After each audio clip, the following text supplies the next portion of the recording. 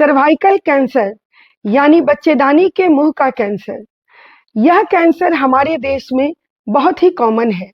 प्रति वर्ष 70 से 75 हजार महिलाओं की इस बीमारी से मौत हो जाती है।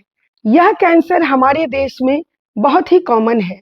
प्रति वर्ष 70 से 75 हजार महिलाओं की इस बीमारी से मौत हो जाती है। यह एक प्रिवेंटेबल डिजीज है, यानी इस बीमारी से बचा जा सकता है। मैं डॉक्टर मुदिता जायसवाल ढाका मोतिहारी से स्त्री एवं प्रसूति रोग विशेषज्ञ इसी विषय पर प्रकाश डालने के लिए और समाज को इस बीमारी के संबंध में जागरूक करने के लिए उपस्थित हुई हूँ कि इस बीमारी से बचा कैसे जाए, इसके लक्षण क्या क्या हैं, इससे बचने के लिए क्या क्या टेस्ट कराए जा सकते हैं, क्योंकि यह एक ऐसी बीमारी है जिसका पता हम बीमारी होने से 10 से 15 साल पहले यानी प्री कैंसरस कंडीशन में ही लगा सकते हैं। और जिस टेस्ट के द्वारा इसे लगा सकते हैं उसे पैप स्मीयर टेस्ट और human papilloma virus DNA test कहते हैं। इस कैंसर बीमारी की यानी कि बच्चेदानी के कैंसर के बीमारी की वैक्सीन भी आ गई है। वैक्सीन का मतलब इसका टीका भी आ गया है, जिसे लगवाकर हम अपने समाज में बच्चियों को सुरक्षित रख सकते हैं। कि यह बीमारी होती कैसे है, किन किन महिलाओं को यह बीमारी हो सकती है, क्या क्या इसके लक्षण हैं और कैसे हम इससे बच सकते हैं। आप स्क्रीन पर एक तस्वीर देख रहे हैं, एक फोटो देख रहे हैं, जिसमें काले रंग की घेरे के अंदर जो बच्चेदानी का हिस्सा है वह सर्विक्स कहलाता है और बोलचाल की भाषा में इसे बच्चेदानी का मुंह कहते हैं। यह पूरी तस्वीर गर्भाशय की है यानी यूट्रस की है। यह कैंसर ह्यूमन पेपिलोमा वायरस यानी एचपीवी वायरस के चलते होता है। यह स्त्री में आता कैसे है, तो पति पत्नी के संपर्क से यानी सेक्सुअल कांटेक्ट के बाद यह वायरस पुरुषों से महिलाओं में चला आता है। जिन महिलाओं की इम्यूनिटी बहुत अच्छी होती है वह इस वायरस को अपने शरीर से बाहर निकाल देती हैं। उनकी रोग प्रतिरोधक क्षमता इस वायरस से लड़कर इसे हरा देती है, लेकिन हर महिला की यह क्षमता नहीं होती है। यह वायरस यूं ही आता जाता रहता है, लेकिन 10% महिलाओं की रोग प्रतिरोधक क्षमता इतनी ज्यादा नहीं होती और यह वायरस हार जाती हैं और यह वायरस सर्विक्स यानी बच्चेदानी के मुंह के एपिथेलियम में रह जाता है और उसके डीएनए से मिलकर और बाद में इसी से कैंसर हो जाता है। अब हम जाने कि इस बीमारी के रिस्क फैक्टर क्या हैं। बच्चेदानी के मुंह के कैंसर किन किन तरह की महिलाओं में हो सकते हैं और इसके रिस्क क्या क्या हैं।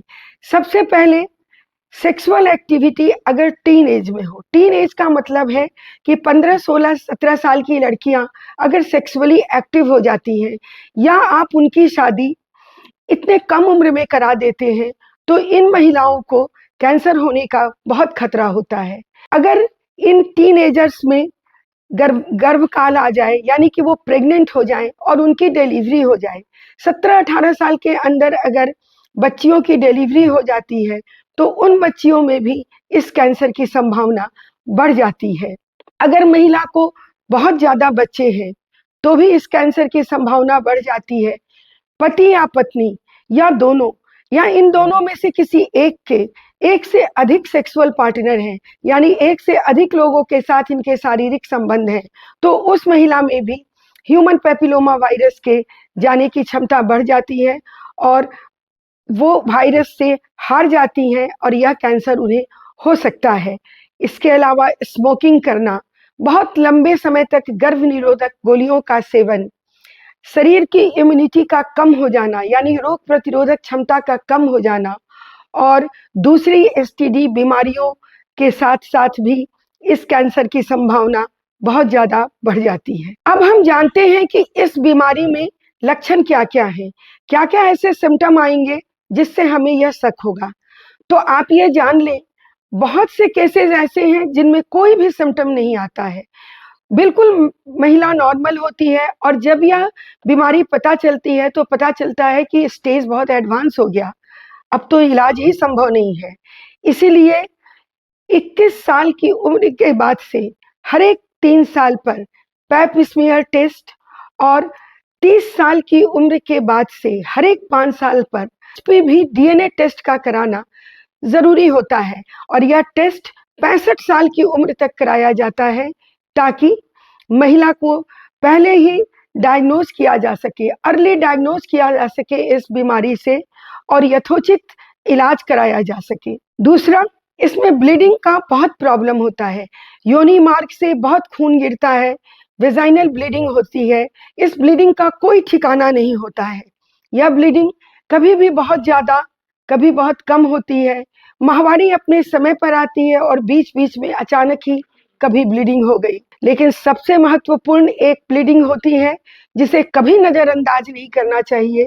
जब पति पत्नी के संपर्क से यानी सेक्सुअल कांटेक्ट के तुरंत बाद ब्लीडिंग होती है तो यह सर्वाइकल कैंसर की ओर इशारा करती है और इस स्थिति में आप तुरंत pap smear, HPV DNA testing और कैंसर से संबंधित जितने भी टेस्ट हैं उसे जरूर कराएं और उसे अर्ली स्टेज में डायग्नोज करवाएं। पोस्ट मीनोपॉजल ब्लीडिंग, इसमें पोस्ट मीनोपॉजल ब्लीडिंग होता है।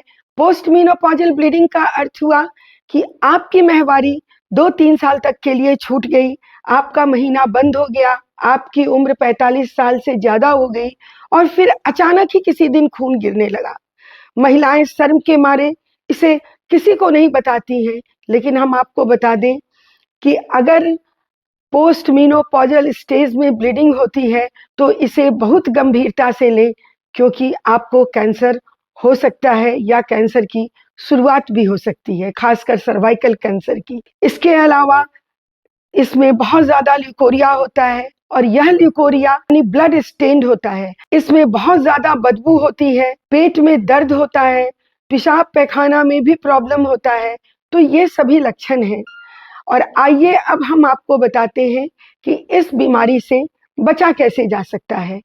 तो सबसे पहले बच्चियों का सेक्स एजुकेशन होना बहुत जरूरी है। उन्हें इस बात का नॉलेज होना चाहिए कि कब सेक्सुअल एक्टिविटी शुरू होनी है और कैसे शुरू होनी है। बच्चियों की शादी कम उम्र में कभी ना कराएं, नहीं तो वो गर्भवती हो जाएंगी कम उम्र में और इस बीमारी के लिए वो प्रोन हो जाएंगी। आपको 1 या 2 ही बच्चे हो, उससे ज्यादा बच्चे ना हो, 4, 5, 6, 7 बच्चे नहीं होने चाहिए, क्योंकि हर बच्चे के बाद आपके सर्विक्स पर ट्रॉमा होता है और वह इस इन्फेक्शन के लिए आपको ससेप्टेबल बना देता है।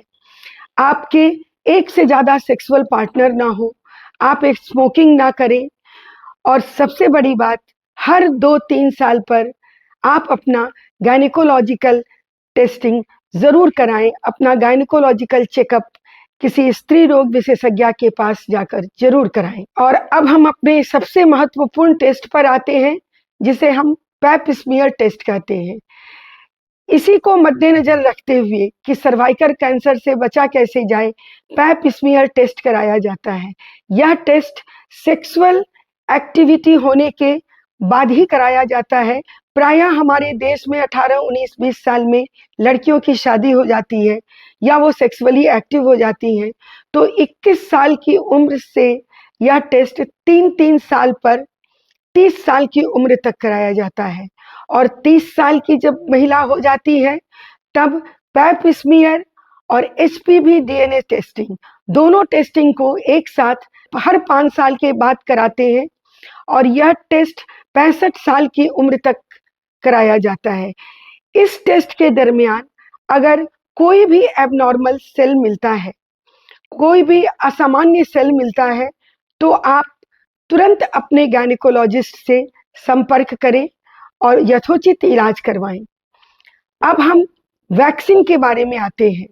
हमारे देश में सर्वाइकल कैंसर के लिए 2 वैक्सीन उपलब्ध हैं, सर्वारिक्स और गार्डासिल। इन दोनों में से किसी भी वैक्सीन को दिया जा सकता है और यह वैक्सीन 9 साल से लेकर 13 साल की बच्चियों में निश्चित रूप से लगवाना चाहिए ताकि यह बच्चियां इस बीमारी से बहुत हद तक सुरक्षित रह सके। और जिन बच्चियों को यह वैक्सीन 13 साल की उम्र तक नहीं पड़ा है, उन्हें 26 साल की उम्र तक यह वैक्सीन जरूर लगवाना चाहिए। यह तो वैक्सीन की बात रही, लेकिन पैप स्मीयर टेस्ट और वैक्सीन के बारे में बहुत विशेष जानकारी मैं आपको अगले वीडियो में दूंगी। और अगर आपको अभी तक की मेरी जानकारी पसंद आई हो और आपका कंसेप्शन क्लियर हुआ हो, तो आप मेरे चैनल को लाइक और सब्सक्राइब करें। और अगर कोई कंफ्यूजन है तो आप उसमें प्रश्न डालें यूट्यूब पर, मैं उसका उत्तर जरूर दूंगी। धन्यवाद।